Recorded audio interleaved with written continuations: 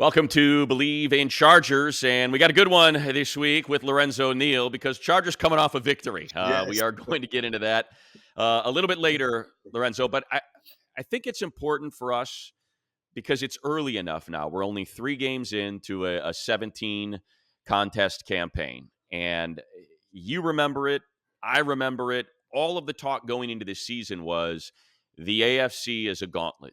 The AFC is a buzzsaw. The AFC is going to leave 3 or 4 A-level quarterbacks out of the postseason, and I don't know how they're going to answer for it. And now we look at the standings, and we've got one undefeated team, Miami, that the Chargers took down to the final possession, and some 1-2 teams like the Bengals that were in the AFC Championship last year. And it looks an awful lot like 9-8 is probably going to get you into the wild card again. Yeah, no question, Matt. I know we talked about that thinking, okay, what is it going to take? Is it going to be 11, 12? What is it going to take to get in with the AFC? Because you look at the quarterback play, and we talk about the National Football League now, it's a quarterback-driven league. And you think about the Russell Wilson had a bad year last year. You think, okay, this is going to be the year that, with Sean Payton emerging as a head coach, they're going to turn things around. They gave up a 70 burger, Matt, a 70 burger against Miami, who the Chargers should have, and everyone feels that they could have won, should have won. Some questionable play calls, ball bounced the wrong way. Under 3 minutes, you're winning that ball game.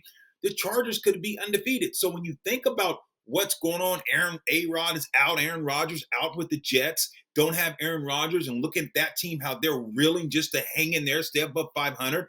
You look, everyone talks about Bill Belichick and what he's going to do now in this third year with this quarterback, and look where they're at. So when you think about the state of the AFC, Miami seems to right now that they're on top, but they don't seem to be just, a lightning rod. Yes, they're playing good offense, but you can score, and you saw how the Chargers did. So, yeah, the state of the AFC right now, I was thinking 11, at least 10 at the bare minimum to get in. But you might be right. I think it's going to be 9 wins. You're getting in. You got a chance as a wild card play. Yeah, everything, and look, things change any given week, right? Sure.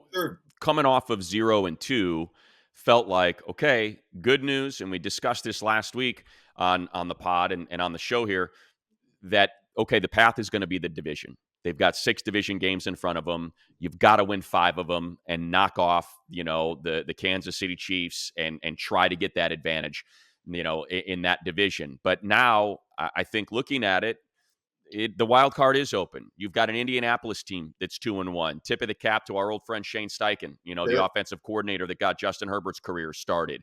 You've got the Baltimore Ravens at 2-1 that had 7 starters out last week, and you saw what Steichen and his crew did. They forced him to throw outside the numbers, and it did not go well again. So you've got issues there in Baltimore. Cleveland, of course, has a dominant defense. Not a lot of people had kind of tabbed that as a dominant AFC team, and they do look like they're going to be, trouble. Pittsburgh at 2-1. Offense still isn't right. The offense still is. So what I'm getting at is I think it's important to sort of set the tone of, well, the Chargers are 1-2. They play the Raiders this week. They always split those series, something that you brought up last week. You got to stop splitting those series. Chris Harris brought that up last week when he joined us. The team that doesn't split those series, I still hold. Chargers are going to need to sweep the Raiders. They're going to need to sweep the Broncos. Those are 2 teams that are going to need to be, that are going to need to get got, as they like to say, for them to punch their ticket into the playoffs. But I do think it looks a lot less arduous than it did last week. And you brought it up, Lo. The Jets are without Aaron Rodgers. That was projected to be a double-digit win team. Not the case. And I think Baltimore sort of is starting to fall into that category because of the attrition that they're suffering here so early. Right. And then you look at Tennessee, another team that, Right. you look the way that they played, 1 week they beat the Chargers, and the next week, can only give up 3, and you saw the way that Cleveland slapped them around. So you're absolutely right. It's just going to be interesting just to see who gets their sea legs, because you look at the Chargers. If you think about the games that they played and lost, they could very well be 3-0. You look at Tennessee, they can't be 3-0. You look at the way Right. they've lost. You look at the Raiders. So the Chargers, it's about how do they find a way to finish? How do they find a way to, like you said, switch to start winning those close games? This is what they got to do with consistency. Just like consistency, they've been losing those close games last year, year before. Now you got to consistently win those tough games. That's what it's going to take for this team. But when you're talking about just the state of the AFC, you look at the quarterback play. You look at Jimmy Garoppolo with the Raiders. Wasn't that good last week, even though a Steeler team, their quarterback. You look at the young guy in his second year. He hasn't shown that he has the maturity. He's not just great. When you think about a second-year quarterback, I know we're kind of bouncing around just talking about the state of the AFC, Sure. and we're getting into the charge a little in depth. But there's a guy that's in his second year, just like Pickett's in his second year. And that's a guy, you know it, and you see the way that he's playing, and he's Mr. Irrelevant, the last pick in the draft, and you see what he's doing for the San Francisco 49ers. Yeah, Brock Purdy. Brock Purdy. Here's a guy, quarterbacks have to go out and win games. That's why they pay him the big money. The quarterbacks, they say, okay, I'm holding on to the ball. Okay, I got my first read, my second read, but they want to be the guy. Purdy has understood that, look, the Niners are a good enough team that I don't have to go out and say, I got to go light it up. I got to go throw the ball all over the field. I got to throw for 400 or 500 yards. He understands and plays within himself, and that's what Tua is starting to do. Everyone took. Hold on, before you get there, Lo, I want to jump in because Please. I want to jump off from that point you just made. Sure. Brock Purdy, Mr. Irrelevant, and this was because it's Raider week. Sure. This was the conversation around Jimmy Garoppolo. All Jimmy does is win. Jimmy wins games. Jimmy took him to the Super Bowl. Jimmy helped take him to the AFC Championship or to the NFC Championship game last year. That was Jimmy with Kyle Shanahan. That was Jimmy with Bill Belichick, learning under Tom Brady and then going to the best play caller in all of the NFL, Kyle Shanahan, with Christian McCaffrey and Deebo Samuel and the best defensive front in football and Ayuk and George Kittle. I mean, we can go on, right? When Jimmy Garoppolo, and that's what we said, okay, now let's see him on a Raiders team with a suspect offensive line, with Josh McDaniels, who could call some offense when Tom Brady was his quarterback, but really not much else outside of that. So I'm looking at Jimmy's numbers right now. 5 touchdowns, 6 interceptions, and a QB rating of 81 and 4 sacks. Like, it's different. It is different when you are not quarterbacking for the best play caller in the NFL. No question. And to add to that, Matt, and that's what I think about Brock is the difference. Purdy understands he's not going to hold on to the ball and say, I'm a 7-step drop and I'm going for the home run. Every now and then he'll do that. But he's going to take what the defense gives. That's why Kyle Shanahan's offense to me can be, like you said, it's prolific, because if you're the quarterback and you say you don't make it about yourself and you're saying, here's my first read. He's playing off.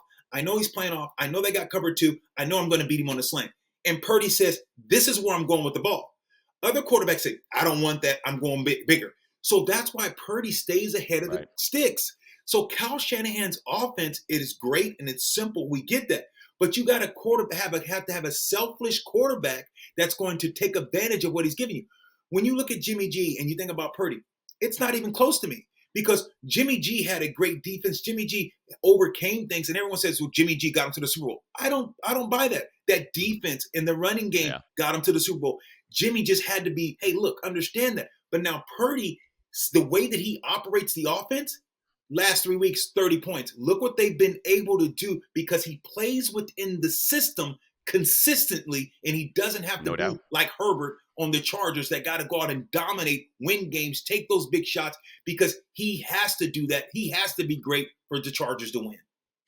Well, it's a perfect place to segue into the contest against Minnesota last week and, get a look at what Herbert was able to do. An absolutely historic performance for both Justin Herbert, career-wise, single game-wise, and, of course, for Keenan Allen and what the captain did out there. And those numbers, Lo, it's the first ever 400-yard passing game for Justin Herbert. In that game, he ends up breaking Drew Brees' record. These are all Charger records, right? Well, some of them are. Drew Brees' record for most attempts without an interception. Breaks that record. Ends up breaking the NFL record for most passing yards in a player's first 4 seasons. Ends up getting his 24th 300-yard game, the most by an NFL quarterback in his first 4 seasons. So all of those records were set. And then to top it off, Keenan Allen ends up passing one of the all-time great Chargers, Bambi, Lance Allworth, for career receiving yards by a wide receiver. Only Antonio Gates, your former teammate, is ahead of him in terms of receiving yards. He ends up setting the NFL record for most 15-plus reception games by an individual player, and he ends up getting his career high, 18 receptions, his career high, 215 yards. Oh, and by the way, on his resume, he now has an interception, an 18-yard receiving game, a 200-yard receiving game, and a touchdown pass after what he did with Mike Williams in that contest against Minnesota. That was amazing. The throw that he made was just amazing. Drop the dime in there. You just, it's so much that you just laid out about what Yeah. Herbert was able to do, 400-yard game, what he was able to do. And guess what? It was going to take that type of effort to win that ball game. He had to play that well. And just to see him and Keenan become, one in that game, to see this is why I go to Keenan. This is why I'm going to put the ball in his hand. He understands the body position, how Keenan can body guys, what Keenan can do, how he creates the separation. He knows where he is, the timing, coming out of the break. Those two guys really work well together. Yep. It was just amazing to see that duo be so productive in that game. And I'll tell you, it took every bit of both those guys' hero of an effort to go ahead and get past the Minnesota Vikings. Yeah, there's a lot of numbers underlying, the performance that I think are important to acknowledge. And that's, you're talking about a guy that dropped back 50 times. 50 times Herbert drops back. He attempts 47 passes. He completes 40 of them. And he does it with a defense that is blitzing him, not 5 guys. We're talking 5, 6, and 7 guys. Yeah, Brian Flores was throwing the kitchen sink at him repeatedly. He blitzed on 41 of the 50 dropbacks.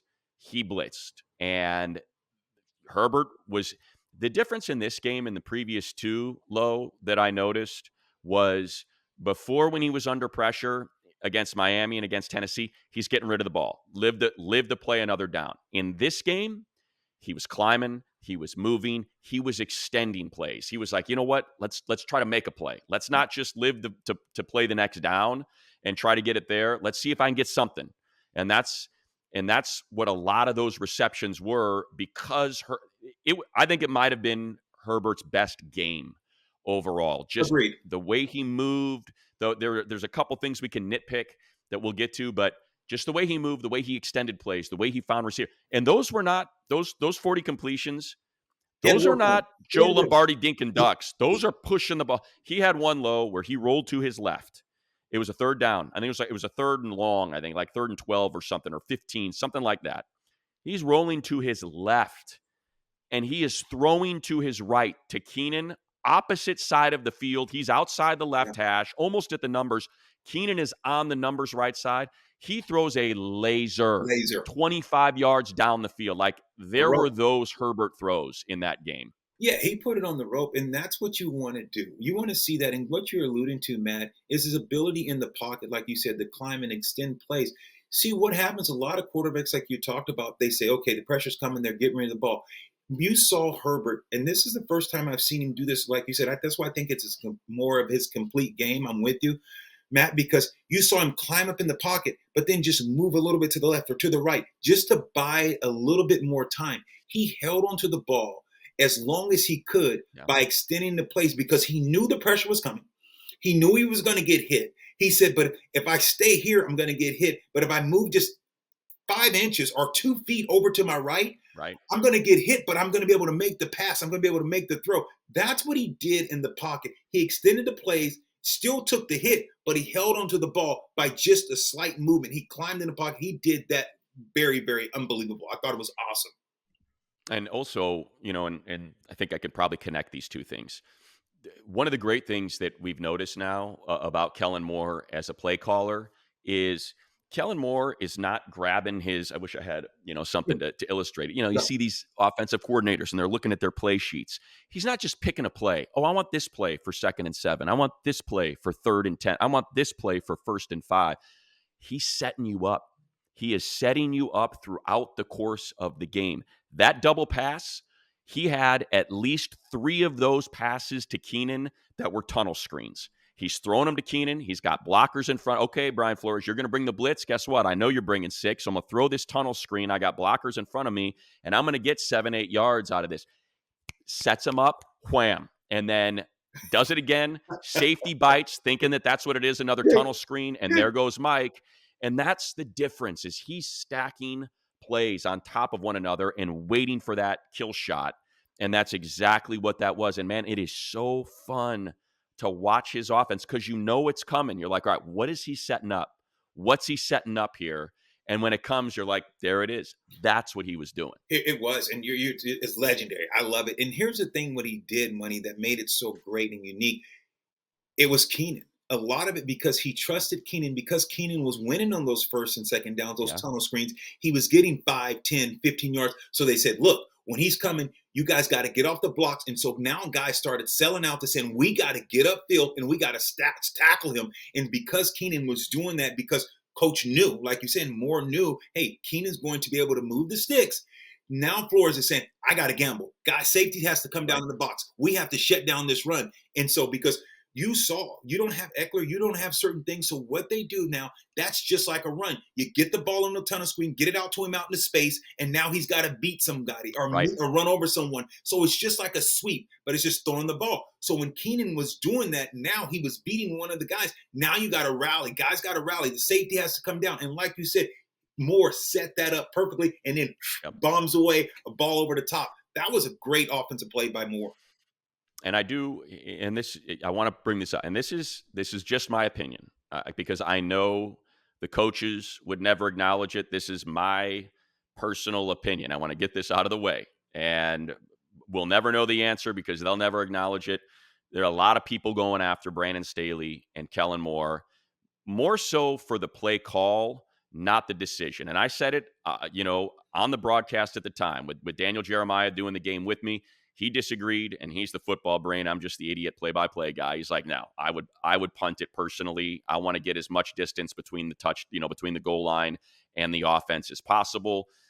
I said, in my opinion, when you're going forward on 4th and less than 1 at your own 24, the defense has had serious issues with space today. And Derwin is out, and JT Woods took a rough angle on that 53-yard touchdown from Justin Jefferson. That's how he ended up with that explosive play. I said, win the game here. You got 2 feet. Let's go 2 feet and win the game. They're out of timeouts. You get the first down. You take the knee. So after the play, I said, I'm fine with the decision. Even though it did not work out, I didn't like the play. So people are going after the play call, a fullback dive from your backup running back. Lo, how big were you when you played? 245, 250. And I heard you give me some love. You said, you don't have Lorenzo Neal out here today. I heard you. Money, I heard you, baby. I heard you. Give me some love. I don't want to be handing the ball to a 211-pound second, on the depth chart running back at the fullback position. If I got Lorenzo Neal, let's go. I'm fine with that. Let's go and let's get our push. So they're criticizing Kellen for the play call. If I were to if everyone's being honest, that's Justin Herbert's decision. He gets under center, and the way that thing's set up, I think he's got 3 choices, and it's up to him. He can sneak it, he can hand it to the fullback dive, or he can pitch it to Darius Davis, who was lined up as a halfback, because that's what he did the week before on 4th and 2. He saw Danielle Hunter out wide, and he knew, okay, they're on it. They know that this is the same play we ran last week.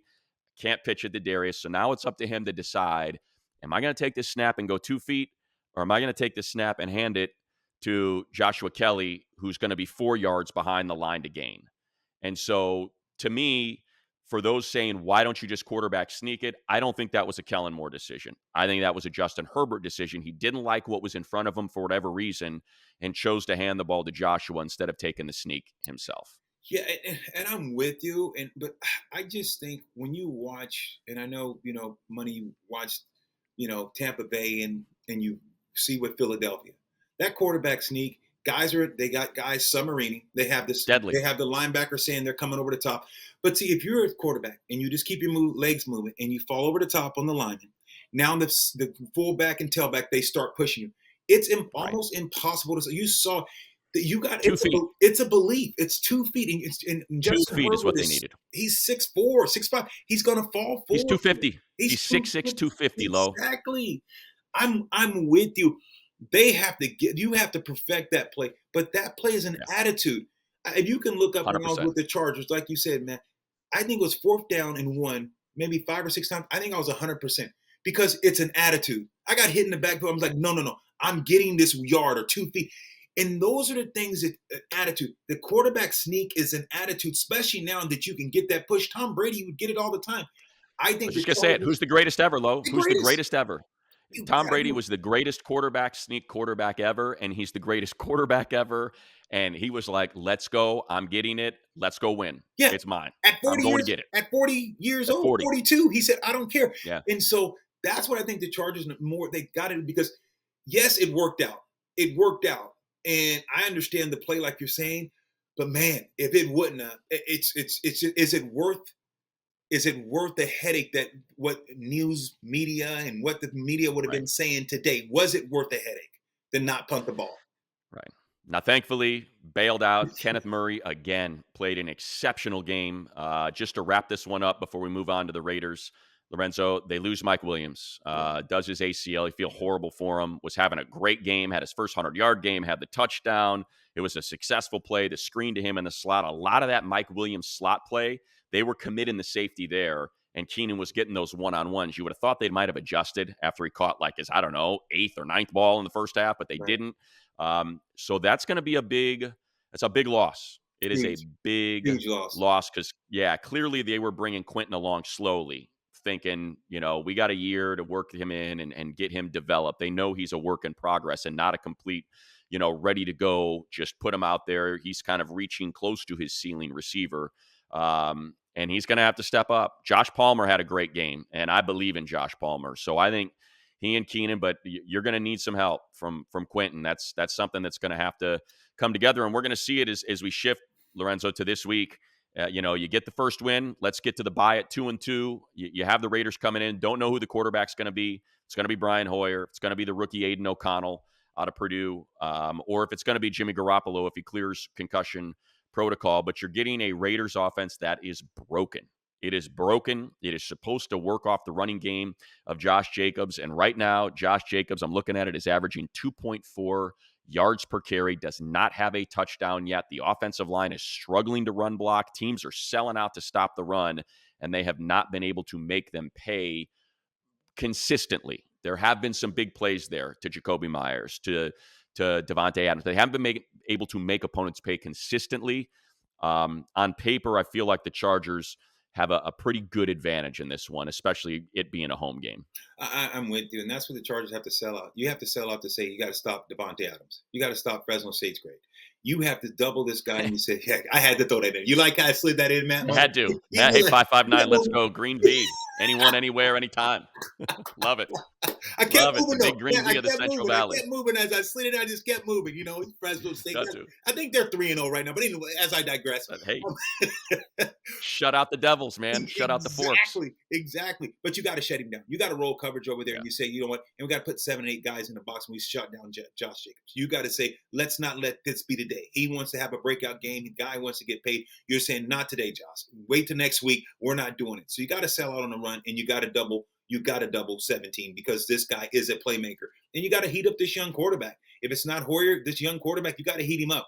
But you got to get hands on the line of scrimmage. You got to make sure you jam the receivers.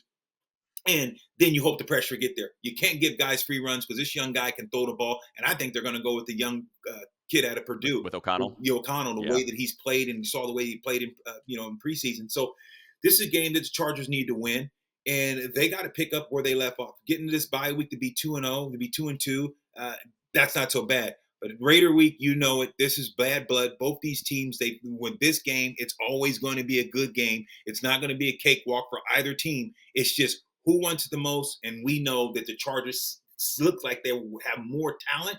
It's going to be interesting to see how it works out, though. Yeah, the name that I would put out there, if you're asking keys to the game, because I thought he was a huge key to the game against the Vikings, and man, what he has done through 3 games has been incredible. Tuli Tuipulotu Oh, has been oh, look, he's been the best defensive lineman, and he's got Joey Bosa and Khalil Mack out there. He's been the Chargers' best. Now, listen, they're committing more resources. I get it. Teams are committing more resources to Joey Bosa, but when you're talking about what have you done when you are singled up he's winning. and you've got that, he's winning. He's winning more than anybody else. He's, man, truly is a force. And he had his second consecutive best defensive player on the field game last week against Minnesota, just like he did in Tennessee. And man, it is fun to watch. Why do you think Joey's giving him those big hugs if you've been watching the Yeah. social media? Because he knows I'm going to start getting one-on-ones if this guy keeps doing this. Oh, his motor, he doesn't stop. The kid's motor is just, it's unbelievable. You see him just not stopping. He's dialing it up. He's getting at times double, beating guys, getting in the back, but whatever he's doing, keep doing it. And he's taking a lot of pressure off those guys. He is, like you said, without a doubt, he's standing out on that defensive front, and that has been huge. And one more time, we're talking about Keenan real quick, going back as I digress again. When you watch Keenan, this is the thing that we have to be careful about, Matt, is how much wear and tear and how much Right. pressure you're going to put on Keenan. Because you know Keenan, you're going to need him in November and December. So now this is going to be, what is this offense and how's Kellen going to say, okay, am I going to run these tunnel screens a lot to Keenan? What are we going to do? Because you know Keenan will do it. But he's not the youngest guy anymore. You know that he's Right. battling the hamstring injury. It's chronic. So that's a question to me that it's like, we got to have some other guys step up because you can't ask Keenan to just do it week in and week out without someone else stepping up. Yeah, I'll wrap it with this. Isaiah Spiller, I know the running game was not working, but that was, to some degree by design. They knew that they were eaten on the outsides the way Brian Flores was blitzing. So they were happy to take advantage of that, and they got 400 yards passing, just like they got nearly 200 yards rushing, over 200 yards rushing against the Dolphins when they were taking away the deep ball in a lot of the passing attack. Kellen Moore's been really good about adapting to what the defense is trying to take away from him. I'd like to see this be an Isaiah Spiller game. He had a run. It wasn't a huge run. It was a 6-yard run, but I thought he put on display for the coaches, hey, I'm the guy that's 6'1", 220 plus. Watch this. He got hit behind the line of scrimmage. He shook the linebacker, and what could have been a 1-yard loss ended up being a 6-yard gain. Love to see a lot more of that against this Raiders team to set up some of those shot plays, like you said, Lowe, so you don't have to nibble on the outside with those tunnel screens and use that as your extended run game. Should be a great one. Yes. Can't We're wait. excited about it. It's Raider week. You know what? Let's wrap with that real quick, Lowe, just if you can, because I know we're running out of time. Real quick, just Raider week as a Charger. Absolutely. I look forward for the 5 years of my career being at San Diego Chargers at the time. Raider Week was unlike no other, man. You know the vibe around that place. Marty Schottenheimer, what week is it? Raider Week. The cries, the tears Love that it. were coming out of his eyes. And he's like, Lorenzo, you better put your big boy pads on because we're going to run 40 and 50 power all day long. You got it? I mean, he's at practice. Start the drill over. Put your pads on. And it was so intense doing Raider Week. We swept those guys Love it. because Marty Schottenheimer, man, and this coaching staff, he absolutely hated it because Al Davis skipped over him and he's like, I'm going to make you pay. And Right. that's what we did. You bloody their nose. Man, put me in the game. I'm ready, baby. I'm ready. Hey, I'll hand it to you on 4th and 2 feet in a half second. All right, that's Believe in Chargers this week. Can't wait to celebrate a victory over the Raiders next week as we will hit the bye, unfortunately, early in the season in week 5.